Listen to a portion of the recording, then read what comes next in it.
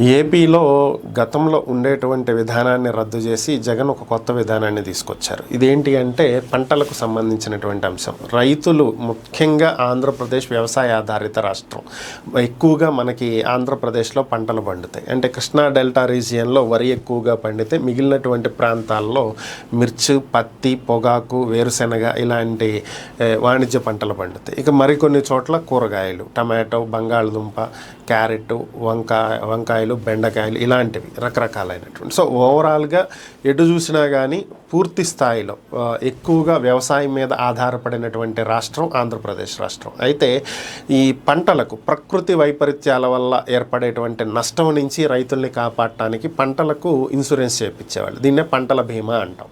So దీన్ని గత ప్రభుత్వంలో అంటే 2014 నుంచి 19 వరకు చంద్రబాబు నాయుడు ఉన్నప్పుడు రైతులకు దీన్ని వదిలిపెట్టేశారు. అంటే రైతులు ఒక మినిమం అమౌంట్ చెల్లించాలి. అది కూడా వాళ్ళు ఏ పంటకి చెల్లించాలి, ఏ పంటకు వద్దు అనేది వాళ్ళు నిర్ణయం తీసుకుంటారు. అది వాళ్ళ ఇష్టం. అయితే జగన్మోహన్ రెడ్డి వచ్చిన తర్వాత రైతులు ఎవ్వరూ పంటల బీమా చెల్లించాల్సినటువంటి అవసరం లేదు, మీరు ₹1 కట్టండి చాలు, మిగతా అమౌంట్ మొత్తం ప్రభుత్వమే కడుతుంది, మీకు పంటల బీమా వచ్చేస్తుందని చెప్పారు. కానీ రైతుల దగ్గర నుంచి రూపాయి అయితే వసూలు చేశారు. కానీ ఓవరాల్గా ప్రభుత్వం తరపు నుంచి అయితే పంటల బీమాకు సంబంధించి ఇన్సూరెన్స్ కంపెనీలకు ₹1 కూడా ప్రభుత్వం చెల్లించాల. దీని కారణంగా గడిచినటువంటి 5 ఏళ్లలో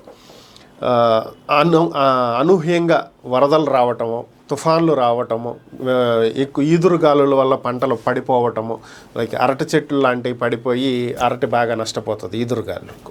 ఇలా రకరకాలైనటువంటి ప్రకృతి వైపరీత్యాల వల్ల, తుఫాన్ల వల్ల కావచ్చు, వరదల వల్ల కావచ్చు, ఏదైనా కానీ పంట నష్టం జరిగినప్పుడు దానికి సంబంధించి రైతులు బీమాని పొందలేకపోయారు.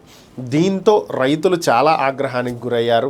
పంటల బీమా ప్రభుత్వమే డబ్బు కడుతుందని చెప్పి ₹1 కూడా కట్టకపోవటం, దానివల్ల బీమా కంపెనీలు రైతులకు పంట నష్టాన్ని చెల్లించకపోవటం, ఇన్సూరెన్స్ అమౌంట్ ఇవ్వకపోవడంతో ఆగ్రహించినటువంటి రైతన్నలు వైఎస్ఆర్ కాంగ్రెస్ పార్టీని పక్కన కూర్చోబెట్టారు. సో దీన్ని గ్రహించినటువంటి చంద్రబాబు ఆ తప్పును సరిచేసేటువంటి ప్రయత్నం చేశారు.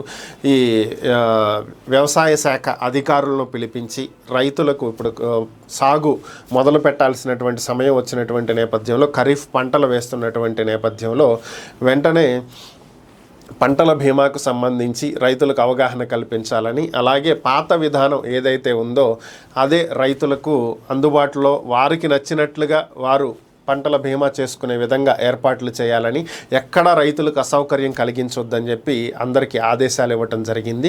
సో అంటే రైతులు ఇప్పుడు 5 సంవత్సరాల కాలం అనుకోండి, అంటే ఒక ప్రభుత్వం ఉండేది 5 ఏళ్ళు కాబట్టి ఈ 5 ఏళ్లలో వాళ్ళు కావాలనుకుంటే ఒక 2 ఏళ్ళు 3 ఏళ్ళు బీమా కట్టుకుంటారు, ఒక 2 ఏళ్ళు కట్టలేకపోతే కట్టరు. సో అది వాళ్ళ ఇష్టం. అలాగే వరికి కావాలంటే వరికి చేసుకుంటారు, లేదా మినుము కావాలంటే మినుముకు చేసుకుంటారు, లేదా పొద్దుతిరుగుడు, వేరుశెనగ, పసుపు, పత్తి, పొగాకు, మిర్చి ఇలా ఏది కావాలంటే దానికి చేసుకుంటారు. ఒక దానికి వద్దు అనుకుంటే దాన్ని మానుకుంటారు. ఎందుకంటే కొన్ని భూముల్లో 2 పంటలు పండుతాయి, కొన్ని భూముల్లో 3 పంటలు పండుతాయి. అన్నిటికీ చేయాలనేటువంటిది రూల్ అయితే ఏం లేదు కాబట్టి వాళ్ళకి అవసరమైన వాటికి చేసుకుంటారు, అవసరం లేవనుకున్న దానికి వదిలేస్తారు. అది కూడా మినిమం అమౌంటే ఉంటుంది, రిమైనింగ్ అమౌంట్ గవర్నమెంట్ భరిస్తుంది. సో కాబట్టి ఈ విధంగా రైతులకు వెసులుబాటు కల్పించే విధంగా, వారు ఎలా కావాలనుకుంటే అలా చేసే విధంగా ఏర్పాట్లు చేయండి. ఎక్కడ రైతులు ఇబ్బంది పడకుండా చూడండి. ఖచ్చితంగా వాళ్ళకి పంటల బీమా అంది తీరాలి.